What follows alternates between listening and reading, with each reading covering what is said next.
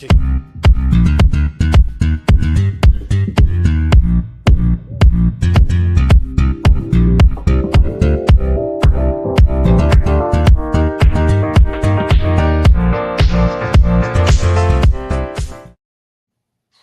everyone, to our 200th podcast. We have a special guest. I'm going to jump off because we have him for a limited time offer. So we'll talk to you later.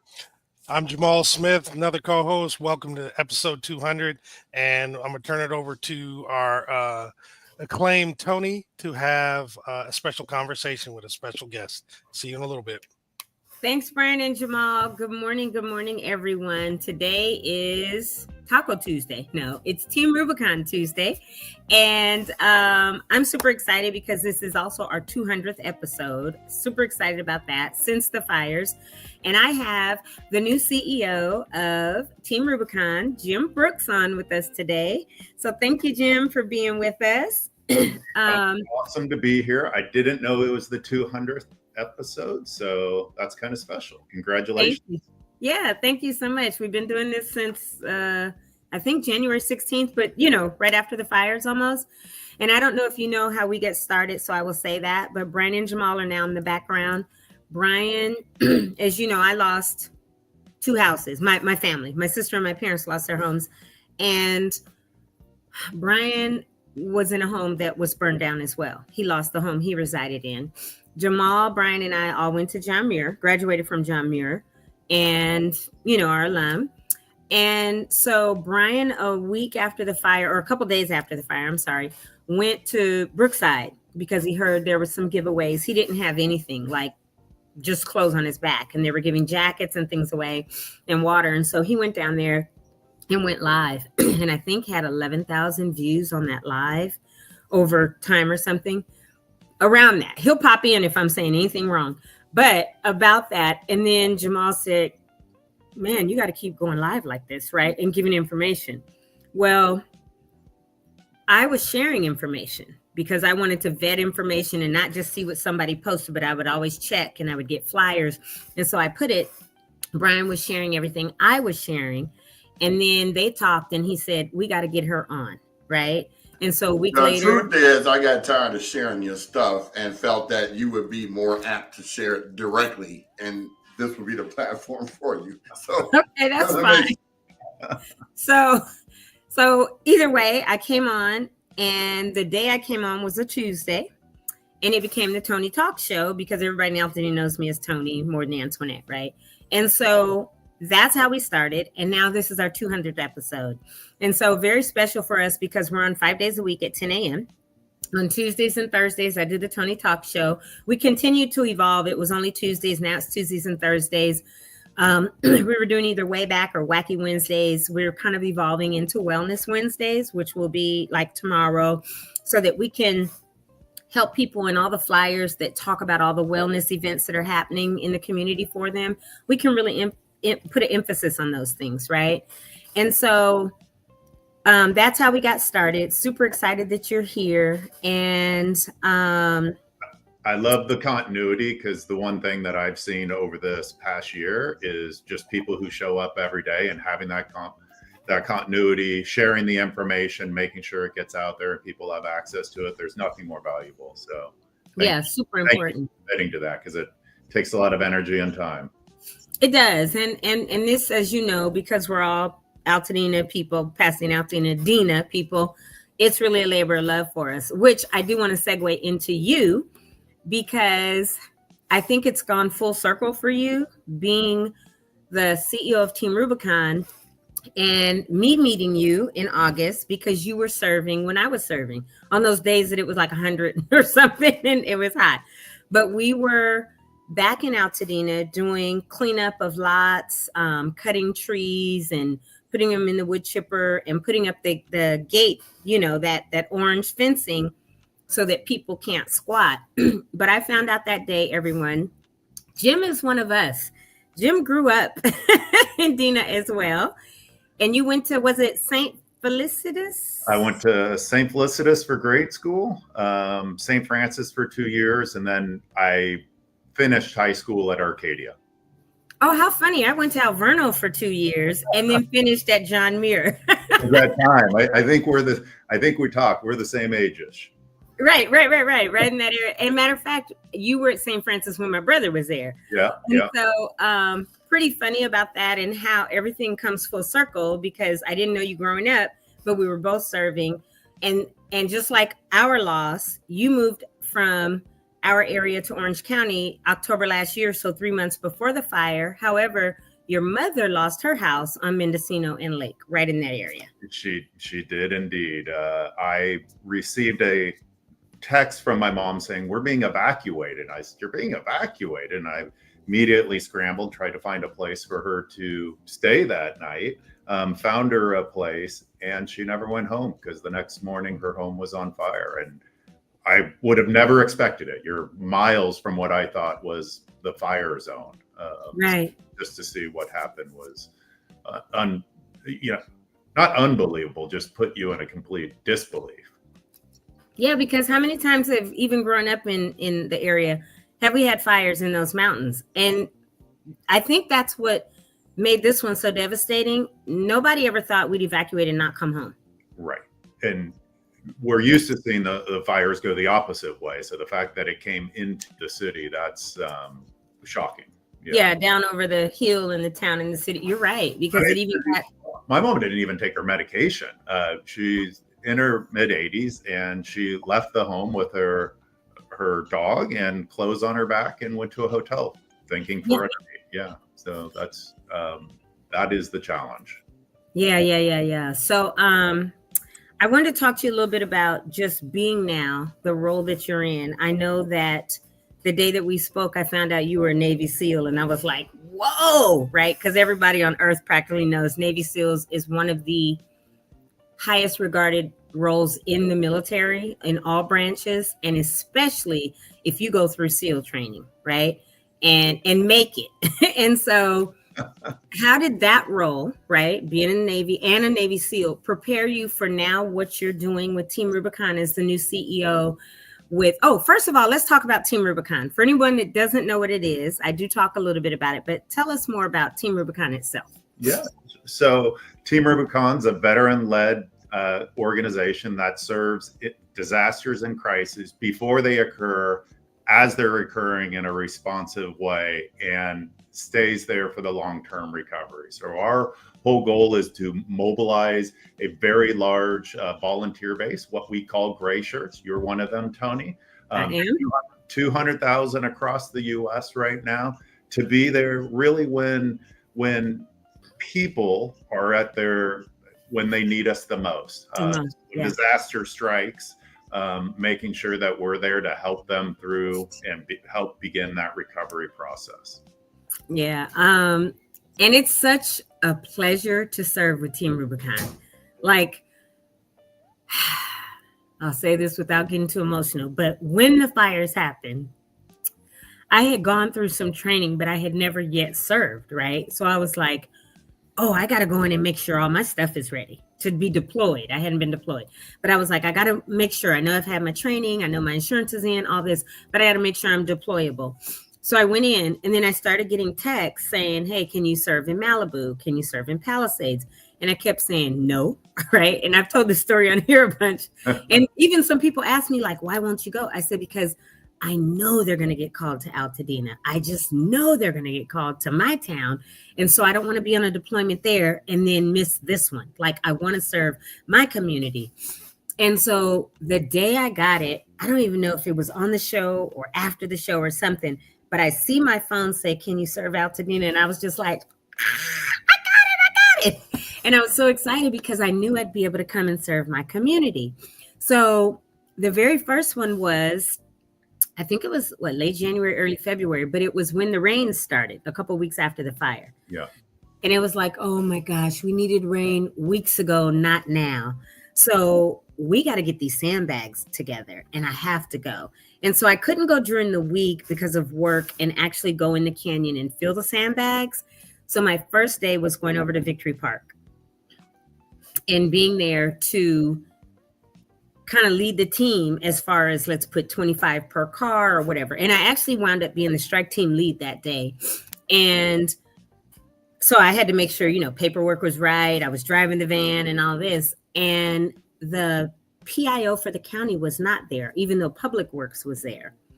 And so Channel 4 News came, and the people from the county were like, we can't talk to you. We're not authorized, and our PIO's not there. And they were like, well, we got to get somebody who can talk. And they were like, her right there. Absolutely. Well, what do we say, Toni? We say step into the arena. So step into the arena, and we're ready. And so they were like, oh, can you talk to us? I was like, absolutely. And so I did. So Team Rubicon headquarters didn't know, right? They didn't even know, like, oh, she's from Altadena out here serving with us today. And so they saw the clip on the Channel 4 News. And next thing I know, I'm getting called like, hey, we want to follow you. We want to do a story on you because we didn't know, like, this is your community. And so that's when they did it. And they have that video now on the TR site, on the website that people can go to, or YouTube, where they followed me. And then after that, I was like, anytime I can deploy for Altadena and help, I am. And I know there's some other deployments right now, like to Big Bear and Ventura. But with everything that happens, when I can, even if it's on a weekend, I'm going to go because it's so necessary for us to be there for all these communities and serve. It's the call you never want to get. And we know all hell broke loose. I don't know if I can say that, but I did, on January 7th. And on January 8th, we were on the ground first in Riverside, setting up a logistics support operation to get the needed supplies into the area. And then that expanded into helping Malibu and the Palisades, and then ultimately into Altadena as well. So there's so much need in all these communities.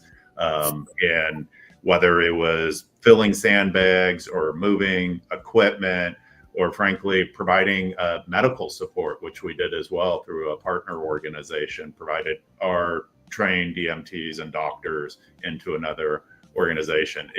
It's all necessary. And as you know, it takes a village. It really does. Yeah, it takes. And now with a lot of the defunding or whatever of FEMA, whatever's going on right now, organizations like ours that are run by donations are so important, because not long after, we were kind of stabilized in Altadena, meaning did what we could before we were called back in August to help with the fencing from the sheriff's department.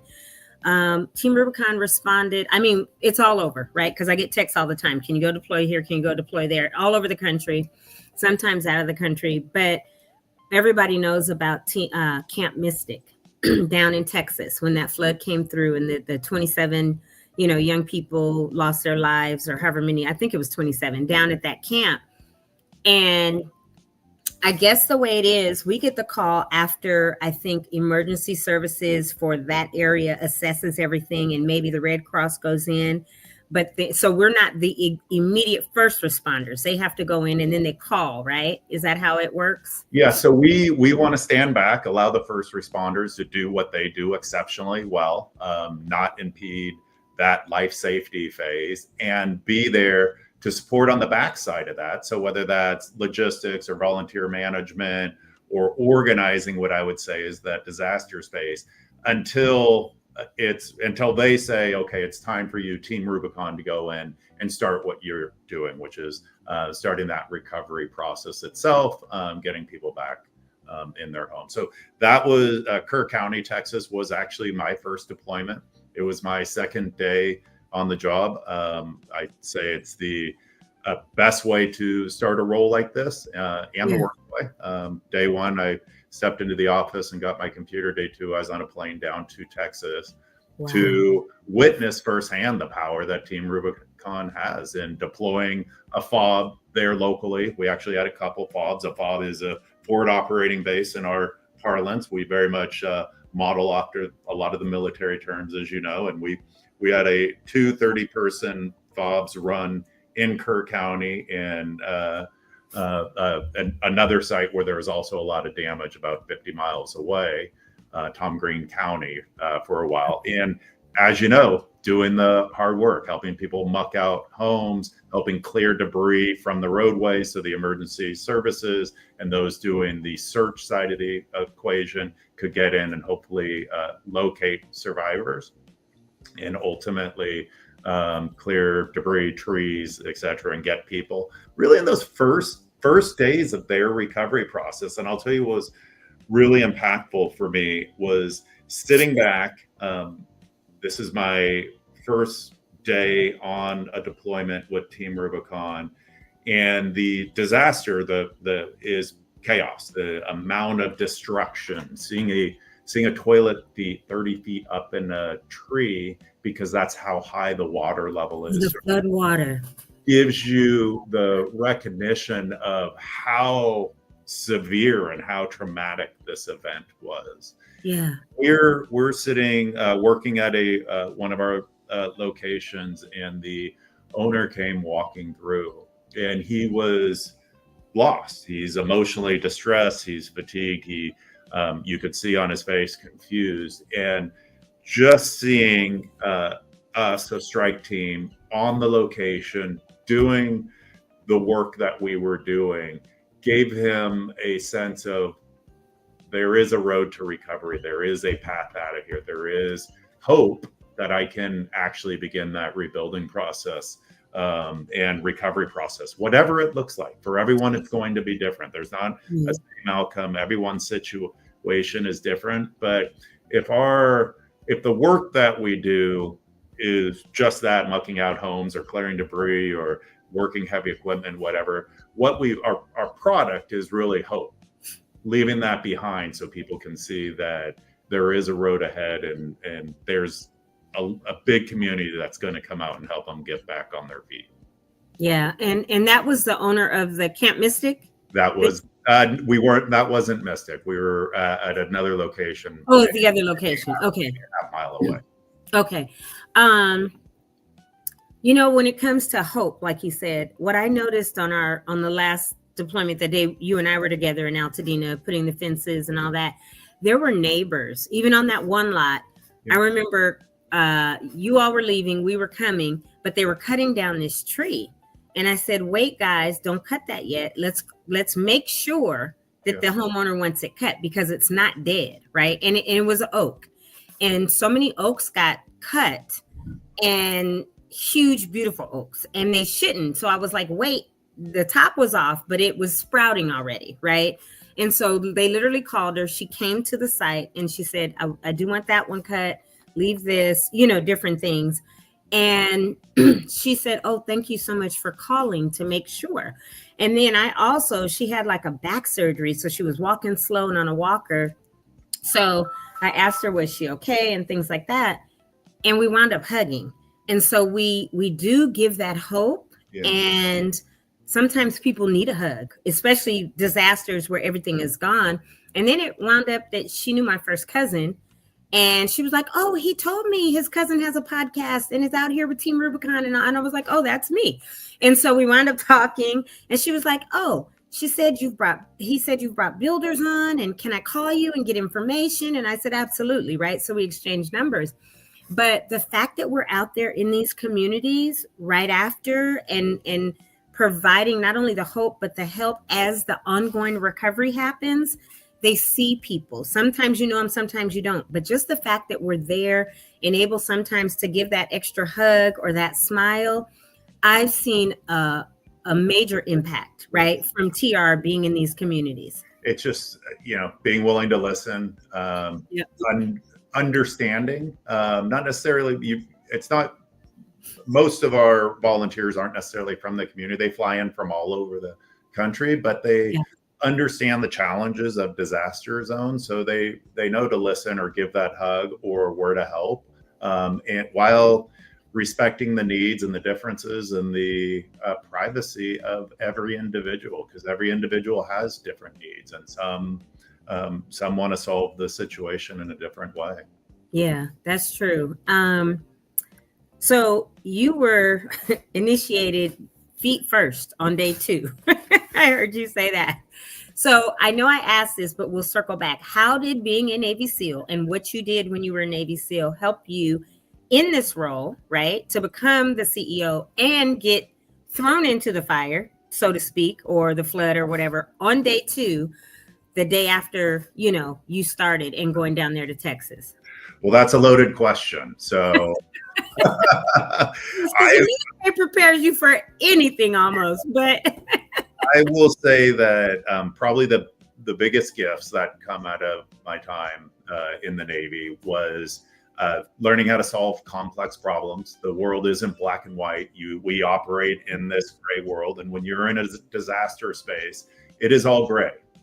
There's not a right or a wrong. There's just how can we actually solution and solve these problems? What resources, expertise can we bring to bear, and how do we do it? So it gave me that operational grit to understand this space in a way, because it's similar in many ways to conflict zones around the world. And how can we actually bring that same talent, that same mindset? How can we organize people, all volunteers? Remember, everything we do is volunteers, just like you, Toni. How can we organize people to be their best and to get the work done when it needs to be done? And I'll tell you, I've worked for a lot of private organizations, and I've never seen a private organization with a paid workforce have the impact that we can do organizing hundreds of volunteers around a single purpose and a single cause. It's really impactful. So it helped me in that sense. And the resilience side, that willingness to show up, listen, to observe, and figure out where am I needed, and importantly, where am I not needed? How do you know where you shouldn't play in this space? And all those things are super relevant to what we're doing here at Team Rubicon. But importantly, we're not doing it for Team Rubicon. We're doing it for the communities that we're operating in. And success in what I'd say is the small unit, special mission world really meant being able to work almost in any environment, cross any barrier, cultural, social barrier, whether it's familiar or not, but how do you actually thrive in those environments? And I think that is, again, coming back to the space that we're operating in, these crises, these disasters that happen here at home in the US and around the world. It takes that sort of understanding to sort of enter into those environments. And I think how Team Rubicon's thrived over the last 15 years and the values and ethos that the entire glacier, so 200 people who show up to work on behalf of people who have suffered the most traumatic things, they bring that same manner and style to them. It's amazing. It really is really impactful for me to see, and I'm 4 months into this role, and it's amazing. Yeah, it's did you know about Team Rubicon, or you hadn't deployed with them, but were you even engaged at all before you were recruited? Or I don't even know if you were recruited to be the CEO. I knew the name because I had been in similar places, but if someone said, what does Team Rubicon do, I wouldn't have been able to articulate that. So it's funny, recognizing the name and the brand, but not actually understanding. Great question on how I came to Team Rubicon. As I was looking at what my next path would be after I left my last company, I always wanted to go back into service. I thought I'd go back into government service in one way or another. Not my time. And I ran across Team Rubicon and Art de la Cruz, the former CEO of Team Rubicon. And I reached out to Art in February of last year, and we sparked up a conversation, and 4 months of begging. And he finally said, all right, you can do it. Well, look, your resume, I'm sure, had a lot to do with it too. It wasn't a whole lot of begging, but the fact that you all met and things started to kind of connect, and then you wound up being the next CEO is really great. Because one thing about Team Rubicon that I've learned, and this is why Team Rubicon was even started when it was started, was because when you get out of the military, there's a void. Yeah. Because we're so used to service, right? And a lot of structure, but service. And then you are in private sector, but you're working, or in private life. Because I always tell people the military is its own world. Literally, it is its own world, own set of rules, laws, the UCMJ, but it's its own world. And then we live on these bases, and we're even though a base might be in a city or close to one, it's still its own world. So then you have to transition back to regular civilian life. And that could be really, really challenging for a lot of veterans and until they get like their footing, right? And so the fact is, I joined Team Rubicon a few years back because I was like, oh, I can have that camaraderie back, right? Because it's my brothers and sisters from the military. We're all veterans now. And then there's so many other people that either know a veteran who serves with Team Rubicon or heard about it. And like my mom used to serve with the Red Cross. But this is an organization that's a little different because it is started by a veteran and it's veteran led, but anybody can join it. And it's such a great connection for us from having the veterans, but then the people that are outside that are somehow connected or want to be, and that are just willing to serve. Yeah. Very well said, Toni. I mean, I'd say this is an organization that's very different, and I mean that in an amazing way. I've been fortunate everywhere I've been in my life, in the military and federal service, going on to the commercial private sector, and then back into our space now. I've always worked with great people everywhere, really good people, great cultures.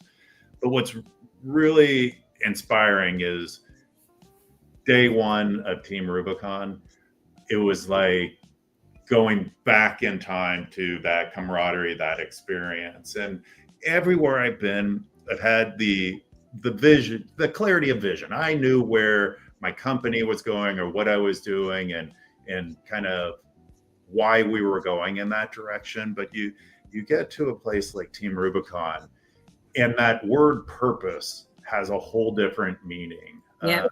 And it's clear. It's kind of perfect in the way it manifests in every way. And partnership, when I look at our partners out there and how they support us, it's different. It's not the knife fight of the commercial world. It is people leaning in, saying, how do we help other people? Because that's what we help other people. And it's the best of humanity comes out in the worst of times, I think. Yeah. There's also the bad side of humanity that trickles in occasionally, but the reality is, in mass, the best of humanity comes out in the worst of times. Yeah. And I get to live that and experience that every day here at Team Rubicon, and it's amazing. And doesn't it feel like, you said go back in time, but what was in my brain as you were saying that?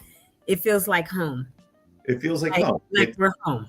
It's the people, it's the culture, it's the camaraderie, it's the sense of humor, the sense of irreverence, but that willingness to then say, okay, that's our mission and that's how we're going to get it done, and do it with precision and skill and grit and care, all of those things mixed together in this gray space that we operate. And you know what? We have a lot of shenanigans in a good way that happen on deployments.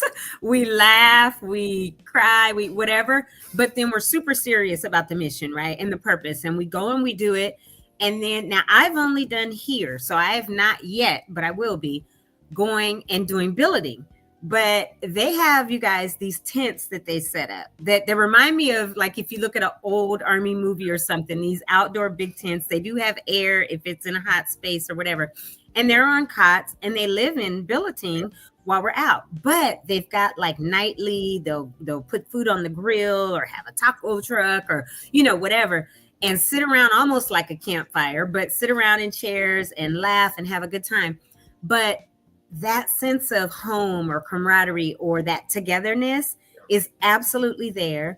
And then we have our briefing. We have our debriefs in the afternoon or evening, but we have our morning briefs and our one clap.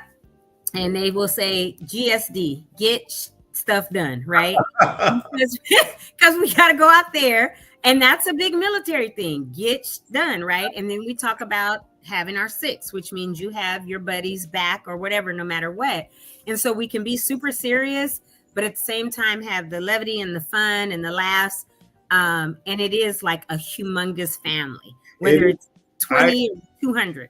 I couldn't agree. I mean, I got to go back. Use the word shenanigans. I use it all the time. It's such a great descriptive word. Yeah.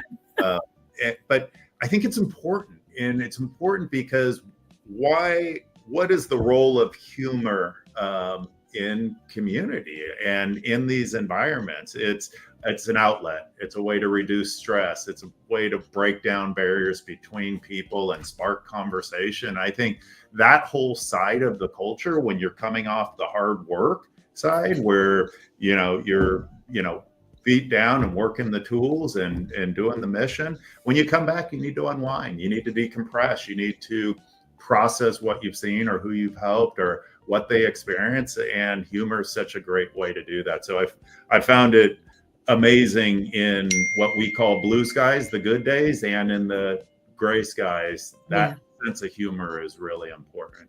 But going back to what you were saying on the organization, I mean, that whole ability to deploy and be self-contained, so we're not a burden on the community. And so we do use tents. We have big general purpose tents, as you know, where we can house our teams, and they're completely self-supported. But we use schools, as we were based at a school in Altadena for a while, and we use churches and civic centers, anywhere that we can find that we can, a parking lot in one of our partner organizations, anywhere that we can find that we can set down our equipment, that we can set up a kitchen so we can cook and provide meals, and a lot of community organizations also support us on that side, which is amazing. So we firmly believe that eating well is important to a successful mission. So the food always comes in, but also provide that space for people to rest and get recovered. We start early, up at 6 a.m. And so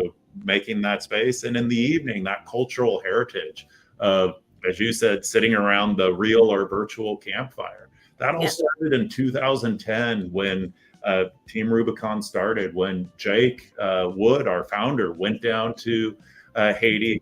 He was shortly out of the Marine Corps, about 6 months out. He was waiting to get into business school. The 2010 Haiti earthquake happened, and he said, I want to go do something. And he got a couple friends, and along the way in airports, they picked up a couple more doctors who were deploying down there. 7 of them showed up in Haiti and were able to have a tremendous impact.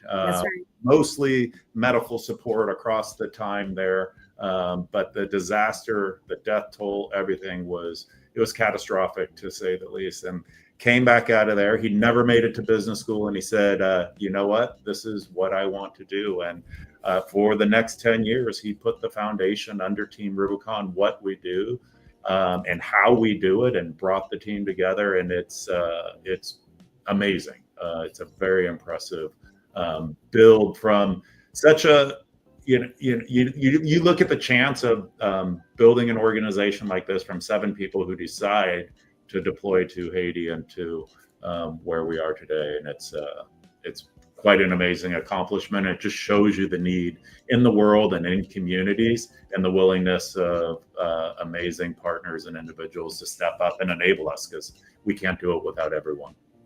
Absolutely. And it goes back to that sense of purpose, right? Jake was Marine, served, was dealing with a lot of PTSD, was, suicidal-ish or whatever, and was like, I have to do something. And so we don't ever think of a disaster being also a way to your purpose. I didn't think this time last year I'd be 200 episodes in on a podcast or anything else, right?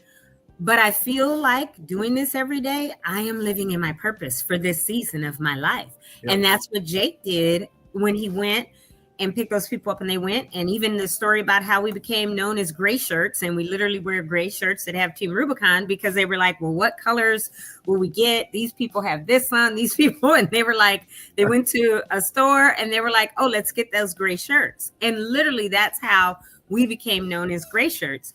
Yeah. But the fact is, he knew he needed purpose, because again, when you get out of the military, that transition can be very hard. And if you served in Desert Storm or Afghanistan or Vietnam or anything, right? You're there, you're a tight unit, you watch each other's back.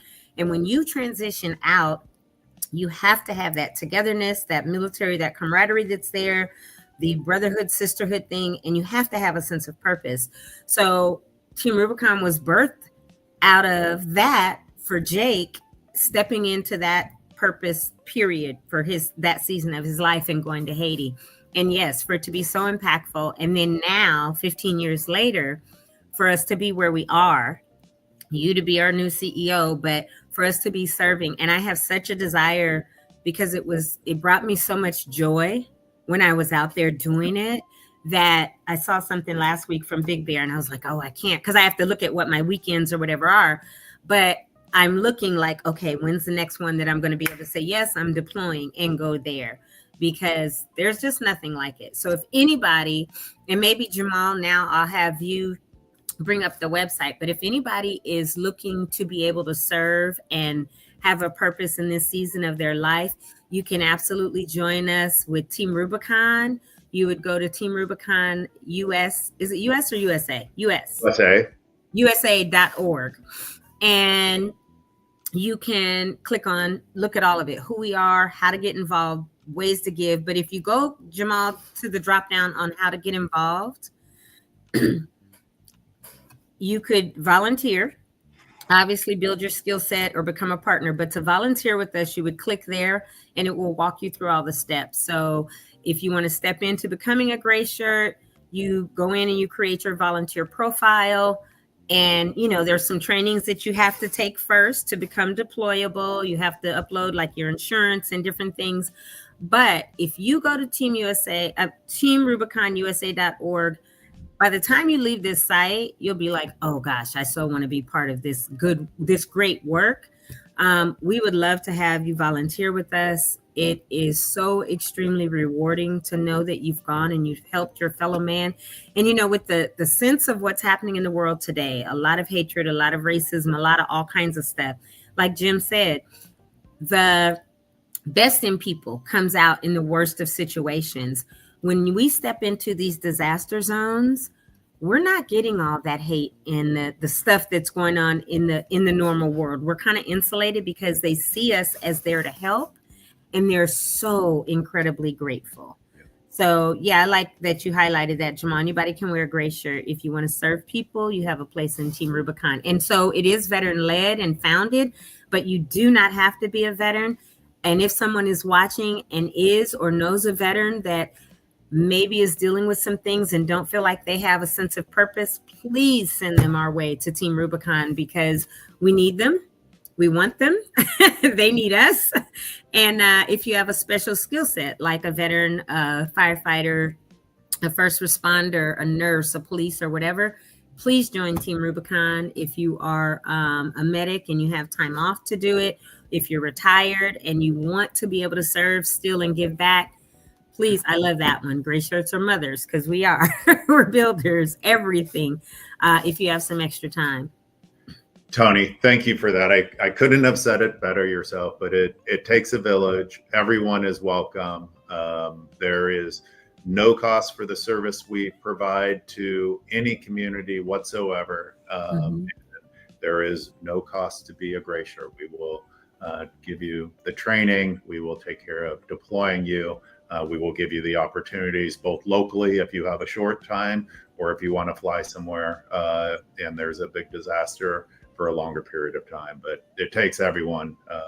And we know that the disasters aren't going away. And importantly, we also do a lot on the mitigation side. So what I'd say is that left side of disasters, how do we actually do fire mitigation? How do we do the things that can build community resilience before disaster strikes, to either reduce the impact of it or potentially eliminate it from occurring itself? So we want to do everything and then stay behind. And I was just down in LaRose, Louisiana, where we just welcomed back a woman who lost her home in Hurricane Ida, and completely rebuilt her home and got her back into her home. She lived in her car for 200 days.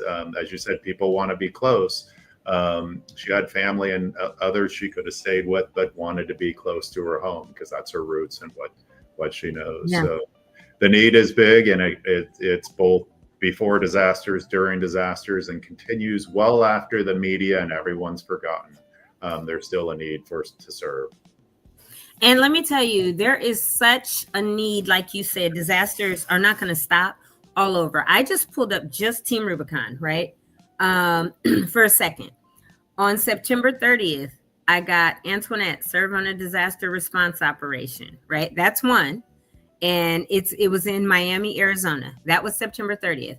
And then on October 9th, I got another one, and that was in Globe, Arizona. And then I just got one the other day, 2 days ago, or the 18th, that says, this was on Saturday, could I go to Anchorage, Alaska in support of community impacted by a recent disaster? We all know that tsunami came and there's all this stuff. So there's no shortage of places to serve. That is all 3 different locations in a matter of days, in a matter of 2 weeks, right? But if I go through my emails when I get them, it literally comes and has my name, comma, serve on this. Can you go here? Can you go there?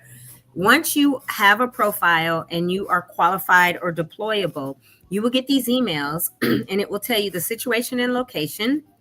It will tell you operation dates that they run, like this one for Alaska, the 19th of October through the 13th of November. If you have the time, there's different waves, right? 1021 to 28, 1028 to 11:4, 11:4 to 11:11. So you could select which wave you could go to. It tells you what your requirements are, like insurance, you've completed the different trainings, things like that. And then it tells you about some capabilities. And if you may not have everything that you need right then, once you have your profile, you go onto the Team Rubicon site and it will say get deployable. There's training that you can take online that will make you deployable. Then there's other training that's offered. Like when Jim and I were in Altadena in August, we were clearing debris and lots, but Jim was like, oh, I want to be able to work the wood chipper, right? They were like, no, CEO or not, you're not touching the wood chipper. Because though he was deployable, he didn't have wood chipper training. They just had wood chipper training late September, early October, and it was dates that I couldn't go. But it's not like that's it and that's all, right? They will have it at different times, and it's a 2-day training, and you volunteer and you go. All the training is free. I've done muck-up training. So I can go after a hurricane or a flood or whatever and go do muck-ups inside homes or whatever.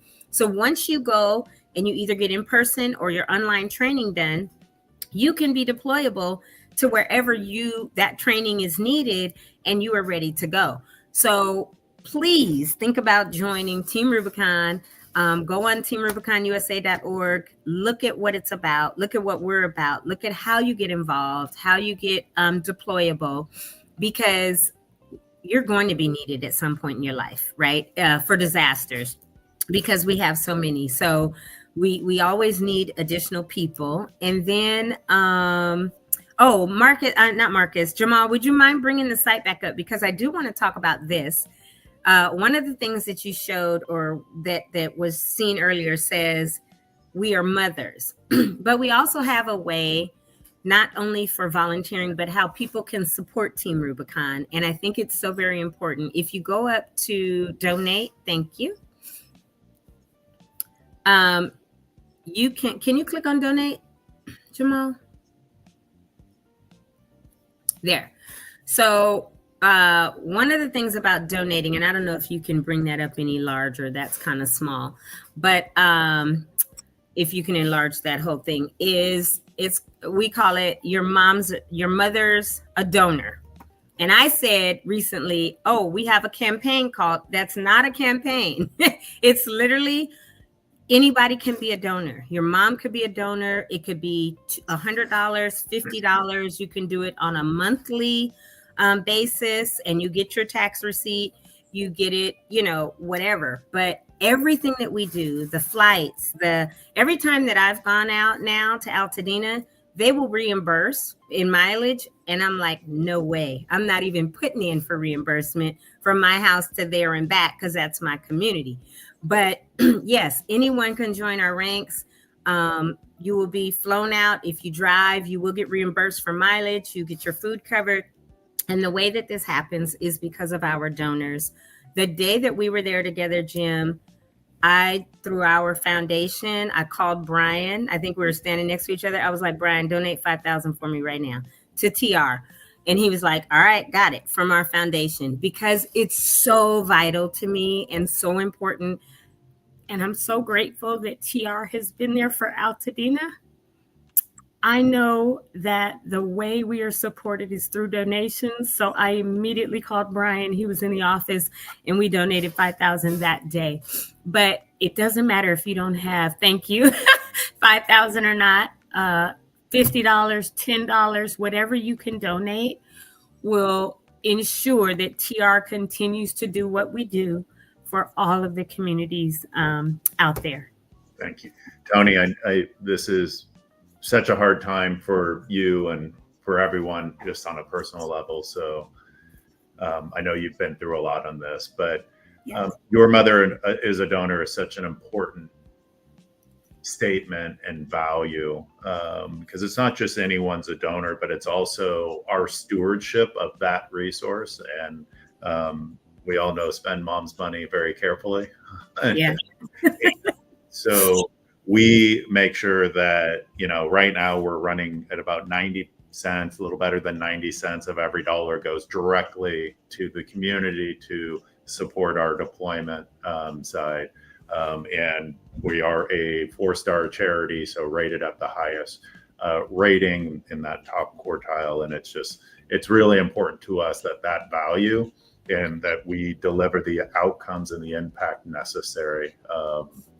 So everyone's help is greatly appreciated. As you say, there's no size that it doesn't have an impact.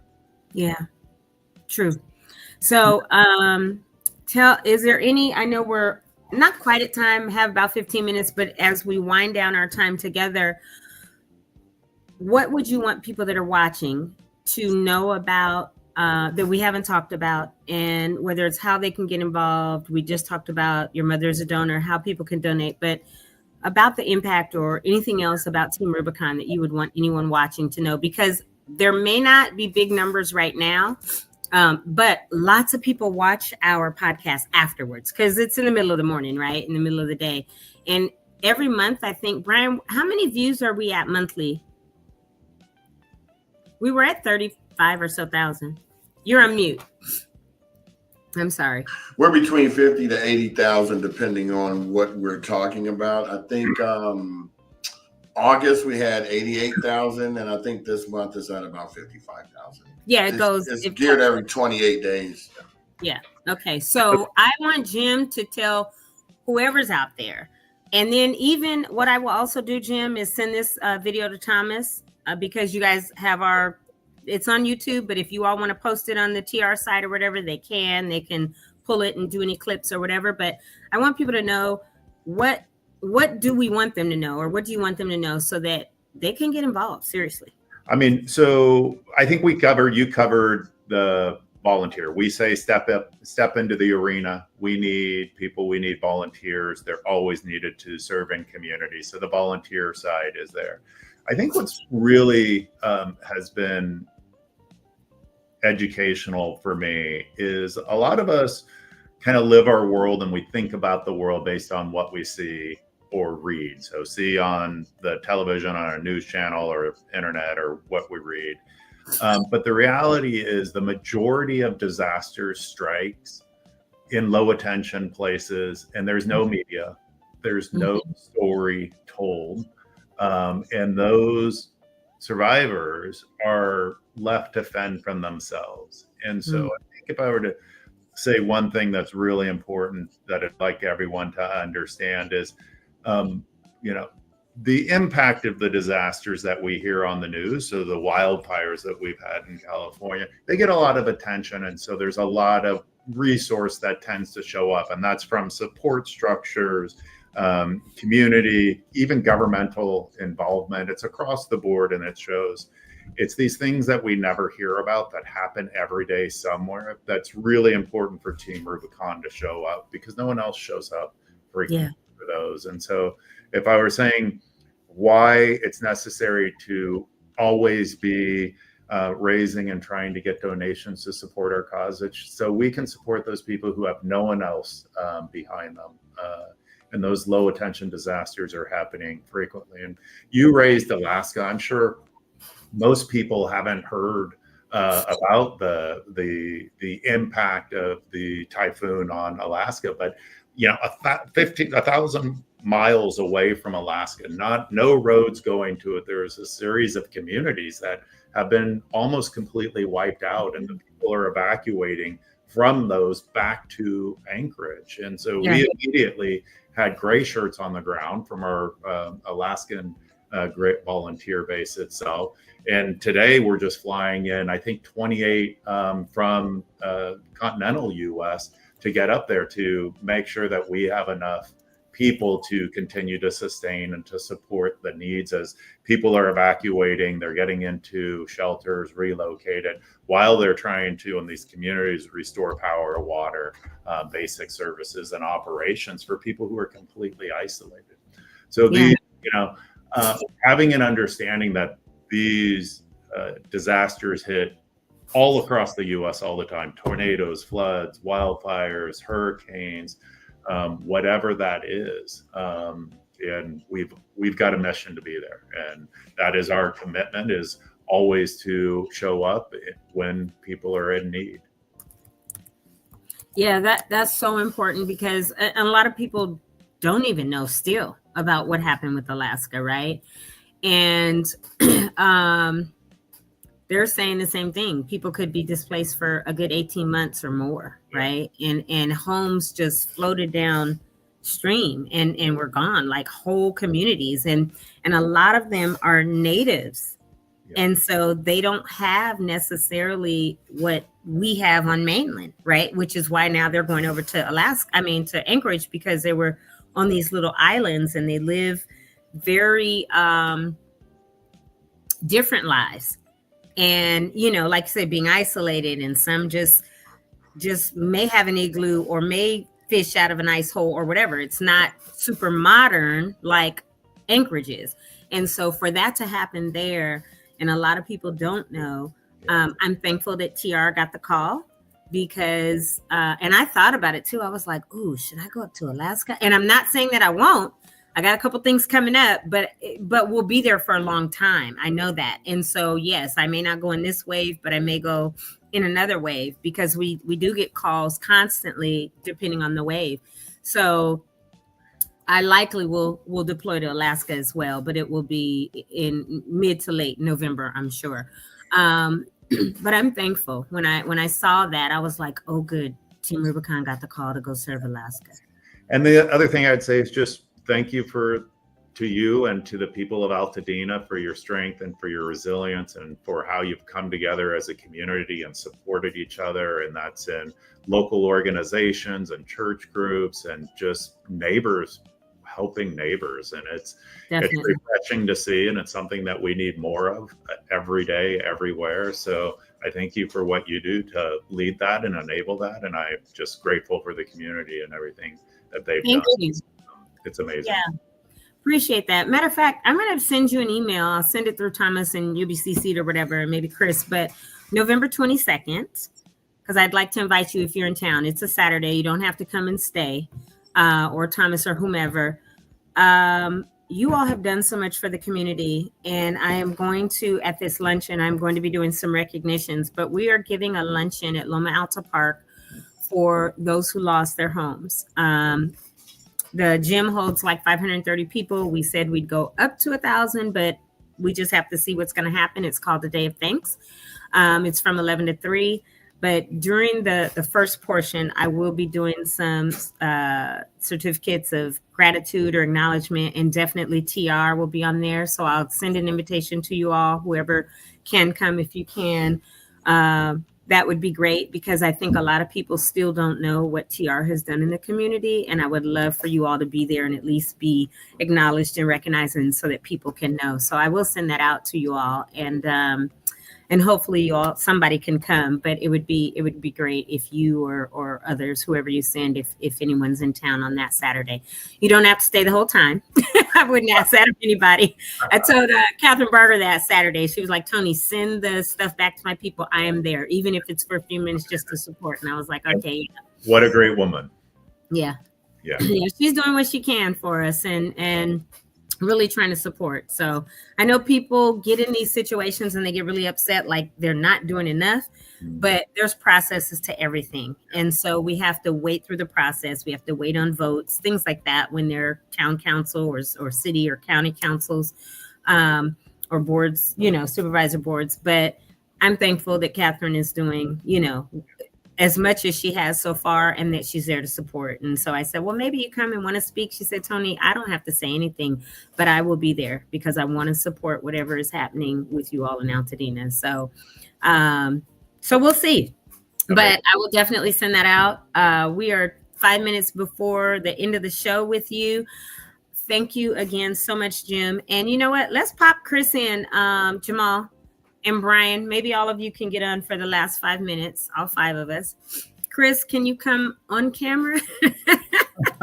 Chris went to get a coffee. He was not playing. Right. And it's okay. Full house now. So Chris is here with us. Chris, you're still on mute. But Chris is also from TR.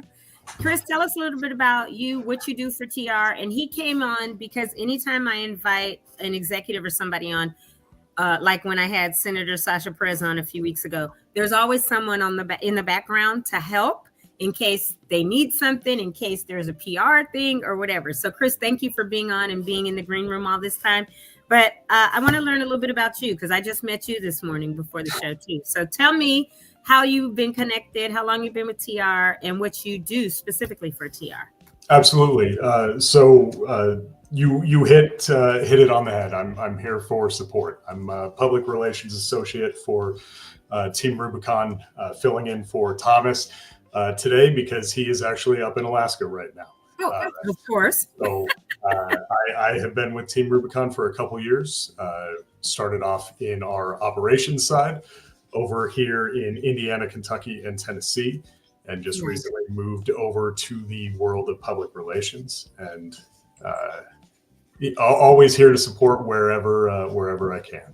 Well, thank you for being on today. Thank you for what you do for TR, because it really takes a village and all of us are a little piece of the puzzle, right? But we're able, because we're all pieces and we all know the mission and the purpose, we're able to get it done.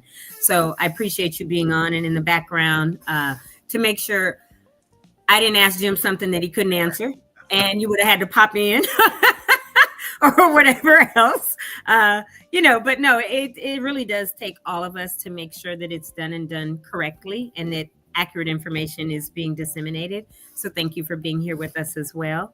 Brian and Jamal, did you all want to hop in and ask or say anything to Jim or Chris before we say toodles to them? I'll just say thank you for doing a good job. We've been going up there every other week, and I actually just went up there yesterday, and I was amazed at how many orange fences are up. I mean, it's just crazy. And I'm filming all this, so we'll be seeing more of it. So the proof is in the pudding. Well, Brian, Jamal, thank you both for what you do, and thank you for everything, Toni. You've been a great friend. You're an amazing gray shirt and a great advocate for everything Altadena and everything Team Rubicon. So thank you.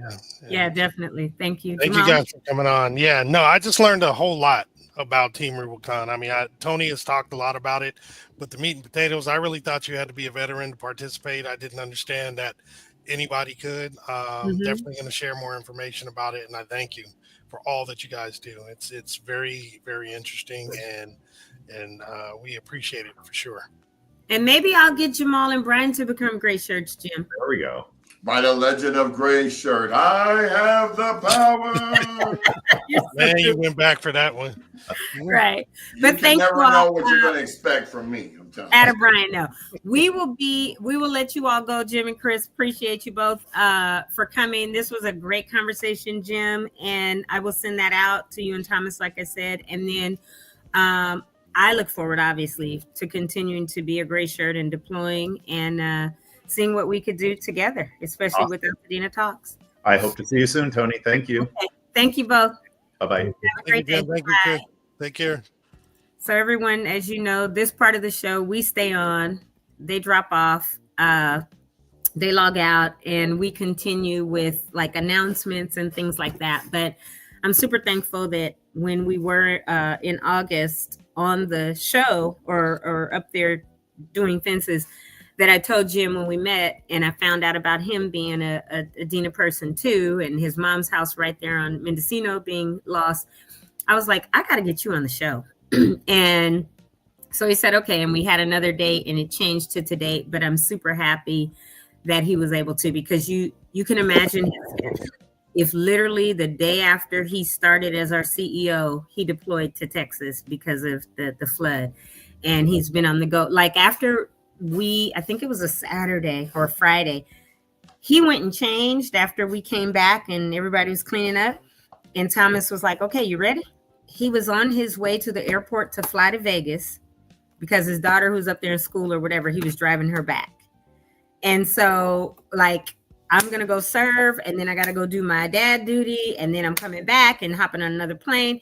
And so Jim's schedule is really busy, but I'm glad that he made the time today, because I think it was important for people to hear from him and learn about what we as gray shirts with Team Rubicon do and how we will continue to serve. It doesn't mean that because we're finished with the fencing that we're done in Altadena, because if something else comes up, they will call us again and we will be there again. And that's in every community. Yeah, Jim, it's really cool that you took the time. I want to thank you though, Tony, because I think a large part and a huge reason why he came on the show was because of you. Because you guys bonded, you connected, you obviously had military connections plus the Altadena, Pasadena stuff. So, and as he said, you become great friends and everything. So thank you for developing that relationship. Absolutely. That's what it's about. For me, for everybody that I talk to or bring on the show, it's about trying to develop some type of a rapport relationship, and then even nurturing it, because we want people to come back on. We want the community to continue to hear about what people are doing. And so this is one show. We will have on, Thursday. Tomorrow we'll do either way back or wellness, or we'll combine them. But Catherine Peoples of HPP Cares will be with us on Thursday of this week. She's been a hard one to be able to get a hold of, and I finally did. And so I'm super excited about having her, and looking forward to that conversation on Thursday. But I'm going to let you go to announcements or whatever you have for us, Jamal. And now the news. While I drink my green Sorry, hold smoothie. on. I'm having a conversation in the background. I know he was laughing and stuff. Well, while he's getting ready for that, you're muted unless you didn't want us to know. But while he's doing that, I want to give a special shout out to Mosan Morris, joined on Instagram. Chef Nikita Leon, a good friend of mine, T'Challa 1969. Twan Lee, a classmate. Looking forward to the 40th reunion next week. Soul Brother Love, V-Love, taking me back to the days of Uncle Jam's Army and Sports Arena. Original Underground Media, Brandon. And Dee Dee Kelly, happy belated birthday. I know I didn't get a chance to tell you, and I missed the party last week, but I didn't forget. That's it. And now we're back with the news, updates, and notifications of announcements of events that we're going to be going to this week.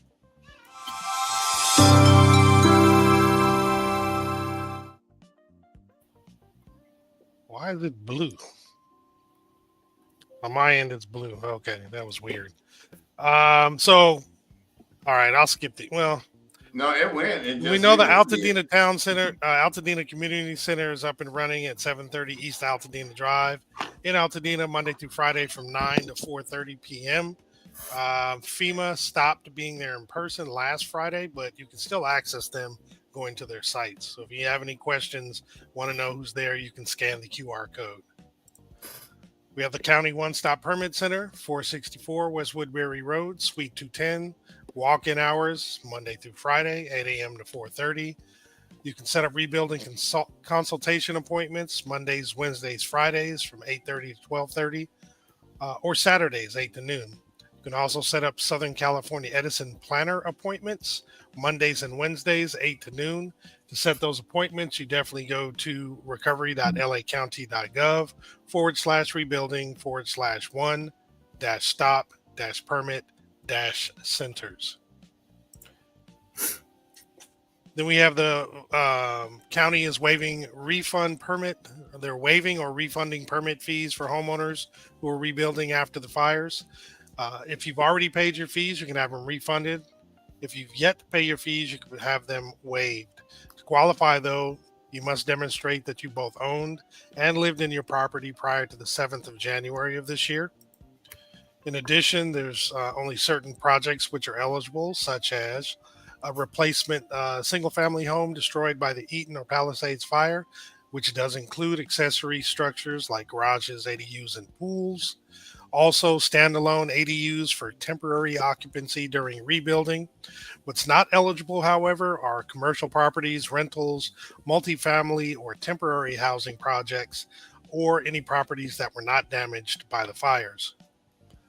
Now, if you want to get a waiver or a refund, you scan the QR code to get to the online form, or you can go to recovery.lacounty.gov/fee-waivers-and-refunds. Once you've completed the form, you can either print it up and take it into one of the offices, or you can include it in an email and send that to recovery@planning.lacounty.gov. And one form is needed for all departments. Calasis Mortgage Fund is providing mortgage relief in the form of 3 months of mortgage payments up to a maximum of $20,000. These don't have to be repaid, and it's free to apply. If you do get the grant, the grant is paid directly to the mortgage servicer. To be eligible, your primary residence must have been destroyed or considered uninhabitable due to either the Eaton or Palisades fire or any other qualified disaster from the 1st of January of 2023 through the 8th of January of 2025. You must have owned and occupied the home with up to 4 units, as well as meet the program income combined limits of $140,700. If you do apply, please be prepared to provide your mortgage statement, bank statements, utility bills, homeowners insurance, or FEMA claim in addition to your proof of income. And to actually apply, you go to the website calisismortgagefund.org. And if you need phone help, you can call 1-800-501-0019, Monday through Friday, 8 a.m. to 5 p.m. Or if you need in-person help, you can actually go to the One Stop Rebuilding Center at 1828 Sawtell Boulevard in LA, or the Altadena Community Center at 730 East Altadena Drive in Altadena. They are providing the in-person help Monday through Friday, 9 a.m. to 5 p.m. Now we get to the stuff happening in the week. So Mondays and Tuesdays at Harambe, which is at 1609 Navarro Street in Pasadena, they are setting up the Freedom Store, or they're providing the Freedom Store. It takes place 9 a.m. to 4 p.m. And some of the items available, you can get everything from toiletries to home essentials and much, much more. In order to participate, you do need to make an appointment. And to do so, you scan the QR code, or you would go to the website, tinyurl.com/Harambe Freedom Store. So the laundrytruckla.com is continuing their services. The next one will be tomorrow.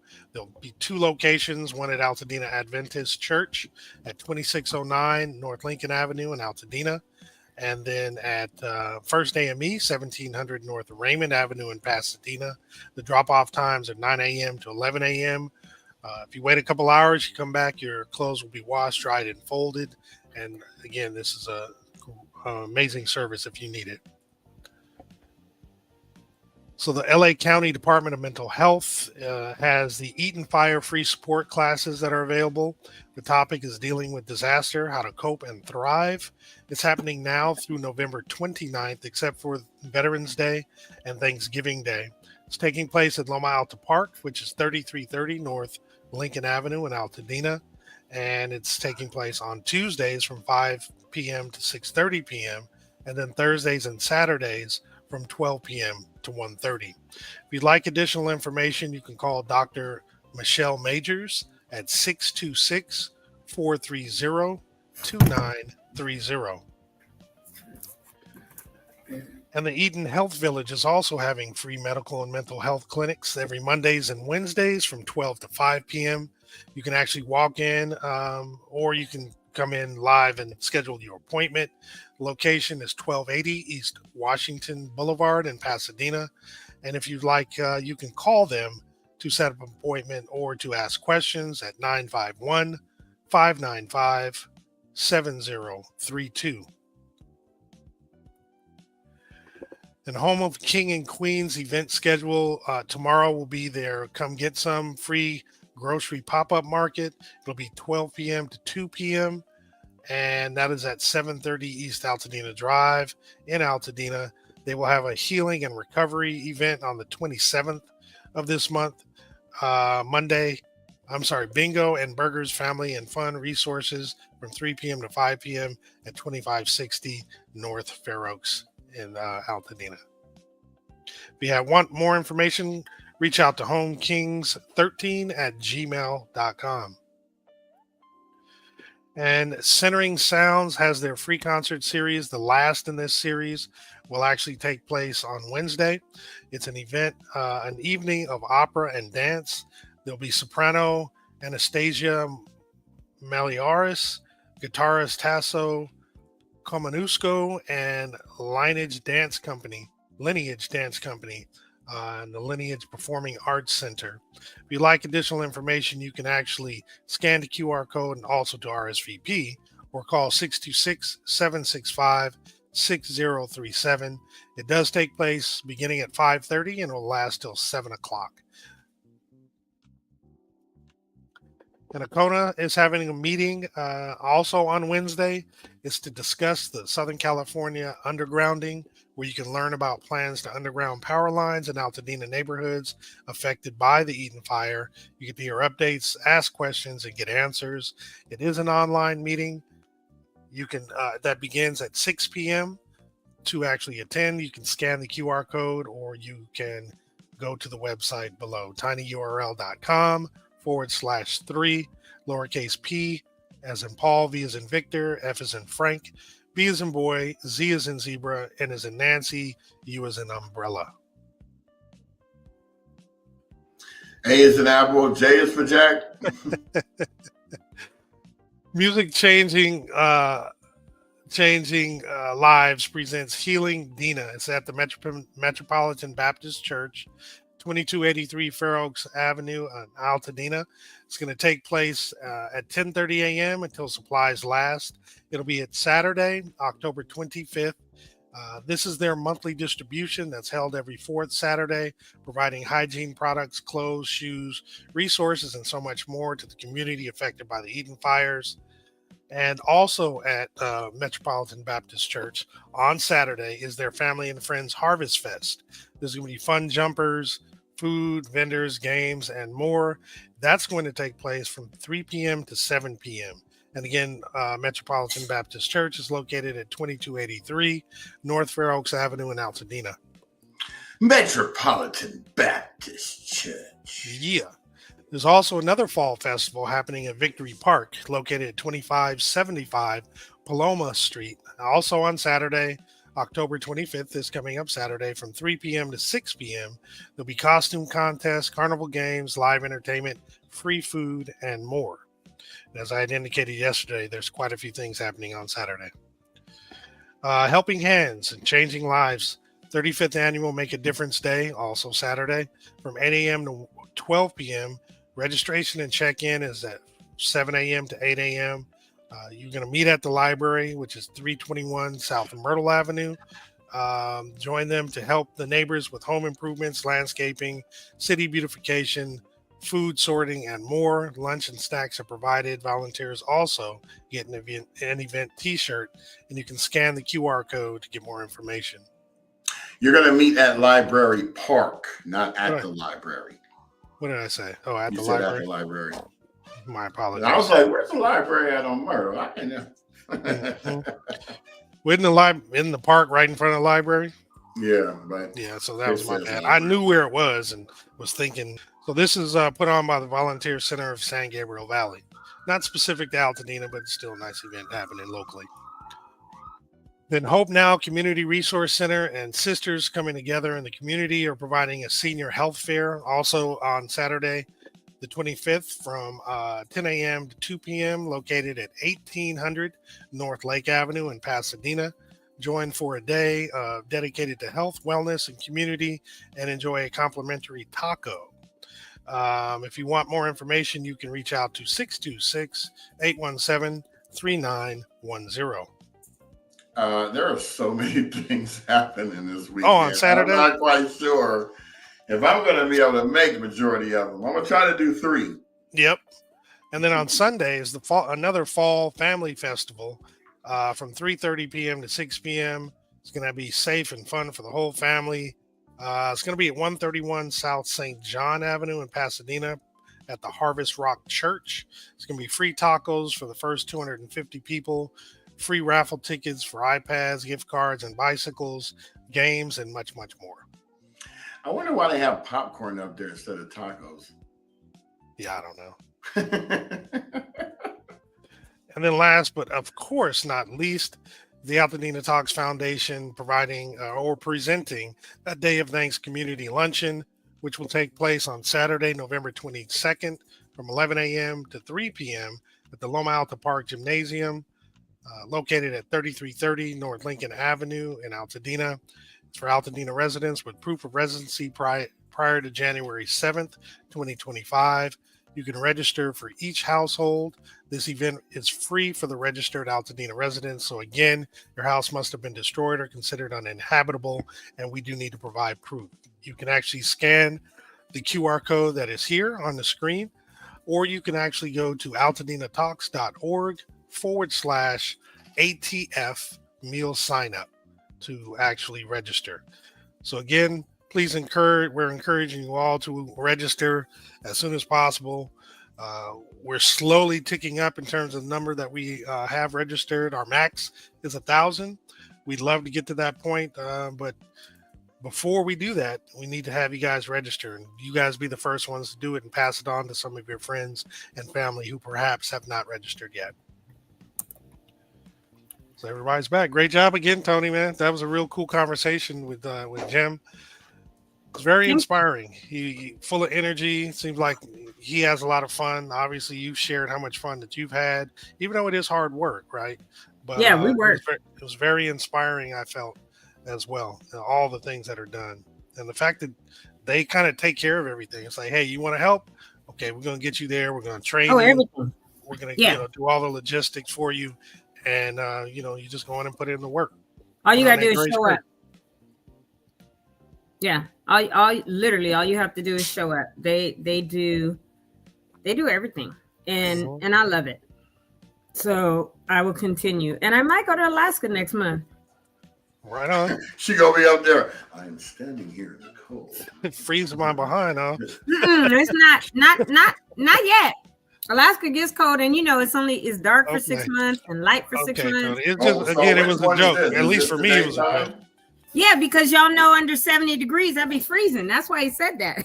Well, no, I said it because Alaska, I always associate it with being cold. She gonna be up there with the mic on the podcast talking about it. It's 5 hours ahead. Can't hear you. I wasn't saying anything. Oh. I was just doing the mocking.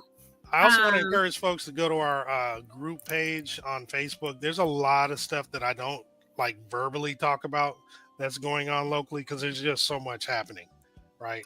Because otherwise I'd be reading those slides for like 30 minutes. So please go to the group page.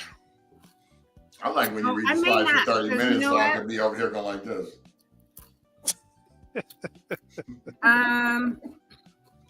I might have to wait till February or so because What, the to go to dark Alaska? starts, yeah, the dark starts in Alaska. You know where it's 24 hours is dark? I mean, not starts in Alaska, starts in November, mid-November, and then all January and December. Yeah, So I because might have all to wait. darkness starts in Alaska. The 24-hour Starts dark. and ends in Alaska. The dark. Are you afraid of the dark? Yeah, you'd be lucky to get like 3-4 hours during the day, depending on where you're at. But it's like, and then when it's light, 24 hours. I remember I had some friends that were stationed there in Anchorage, and they were like, "No, I said, what do you do when it's because I can't sleep if it's light outside 24 hours. Like I'll take a nap, but they said no, they used to put aluminum foil and stuff up on their windows to make it dark. But now there's blackout blinds and curtains and all that. I'm sure they use that. But it was they were like, yeah, we just gotta, and for those months, like make do. And then I said, I'd get depressed if it was just dark for like months on end, but it's like 3 good months that it just stays dark 24 hours. I'm like, nah, couldn't do it. I don't know, like because I'm nocturnal, so I you might just be wouldn't up get for any like sleep. 70 hours straight. You would just never sleep because you'd be like, oh, this is nighttime. I need this when I work. Yeah, I'm like a You're vampire, like, oh, man. it's like 3 days have gone by. I haven't even fallen asleep. What the heck? That's what you would do. Yeah, so in the winter, there's like 65 to 67 days that is just dark. And in the summer, 80 to 83 days, generally, as one is called the polar night and one is called the midnight sun. So those 80, 83 days of just round the clock sunlight. And in the winter, you got 60 to 67 days of that just would be rough, though, too. Anything where you don't, I said that would be rough, too, for it to just be daylight for days on end. Yeah. As I said, when people that I knew were stationed there, I was like, nah, I wouldn't want to ever get stationed up there. One thing I was noticed, I still have Team Rubicon on my computer. The cool thing about their donation is you could do either regular money, you could do a donor advised fund, you can donate with stock or crypto, which is pretty cool. And if you go to their website, you can actually donate. I mean, on their Facebook page, there's a donate button there. Do we have a donate button on our Facebook page, Brian? Yes, we do. Excellent. Yeah, it's right there. As soon as you go to the website, it says give. Right in the top right corner. And then the first page. Stop playing around. Is donate. Stop playing with us. Brian has it all. So, yeah, you mentioned, we'll do up to 1,000. I don't think we're going to have that. I think if we're lucky, we might get 400 or 500 because there's a lot of events going on the 22nd of November. And I'm cool with that because then we could do some other stuff for people that are showing up. But if you want to come, definitely register. If you're someone that's watching and, where's your mom say? You got to watch that movie Done in Alaska, 30 Days of Night. Yeah. Because it's insomnia. I could not. I'm telling you, because that would be. She said very scary, but it really is true. Mom is always watching those. Do you know the first scary movie I ever watched? My mom took me to the drive-in, and we saw Chuck Turner and the Zombies of Sugar Hill. Do you remember that movie, The Zombies of Sugar Hill, with Marky? No. Yeah, I didn't watch it though. Were they rapping? Rapper's Delight? No. Like Sugar Hill Gang? No. I thought it's a joke. No. No. Oh, okay. We're not Jeffrey Holder was in it. Sorry, Jamal. My favorite actor, Who was? Jeffrey Holder. He was the main zombie. I don't know why, but I wasn't scared of him as a zombie. And then he played another zombie in Live and Let Die. with Yaphet Kotto. Remember? He Oh, was the snake yeah. dude. Yeah, I pay attention to all those. I like Yaphet Kotto and Jeffrey Holder. They're the scariest black guys you ever know, but the nicest ones you'll ever meet. All righty. Well, We're coming up on 6 more minutes. I scheduled it on LinkedIn for an hour and a half, and we are doing just that. This is great. So I was able to finally go live on LinkedIn, and surprisingly, I'm getting a whole lot of impressions over here. So I'm like, wow, this is great. This is where it needed to be anyway. We could never get to the point. Can you do the Altadena Talks LinkedIn page? I tested mine first because Right. the Altadena Talks, when you have to have 200 followers. So not yet. Yeah, the same thing that we did on Facebook. So I share all of the actually the podcast goes to Altadena Talks. I know, but it's not live from that page. No, That's all. I'm just trying to build it up by pushing it there so that it can have a following eventually. Mm-hmm. I gotta do what you gotta do, brother. Make it happen, Cap. So well, you all have a great day. Have a good Taco Tuesday. Go get you some tacos, or make some. Okay. Or make some. We got the wrong That's how hand. my hand automatically goes. Because I'm prissy. I know. So literally, my pinky just does that. No, well, mine does that when I drink. Look, Just both of them. does it? Yeah. All right, You know, y'all. sorry. That's why it's easy for me to say toodles. Because my pinky's Right. already like that. Everybody have a Well, fantabulous. When you tell your kids, you better Day. you better stay away from Thank that. you, Marcus. That's right. Better stay away from 200. that hot stove. Episode 201, season 5, happening tomorrow. New music and everything for our background. And it's gonna Alrighty. be on and popping, and we're gonna have some. Hey, fifth You season. created a new song? Just for the background stuff. Yeah, I started it earlier today, and he changed it. I didn't realize that it's actually the end of season 4, Indeed. but it's the 200 show. And I already created season 5, but it might be wrong. So go check it out. You'll figure it out. Oh no, I fixed everything. Okay.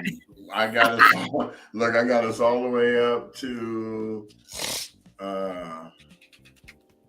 Can't even see that. November 29th. Cool beans. So the only thing you have to do is just put in who you're going to have as guests, and good to grow. And we are a week and a day away from the next national holiday.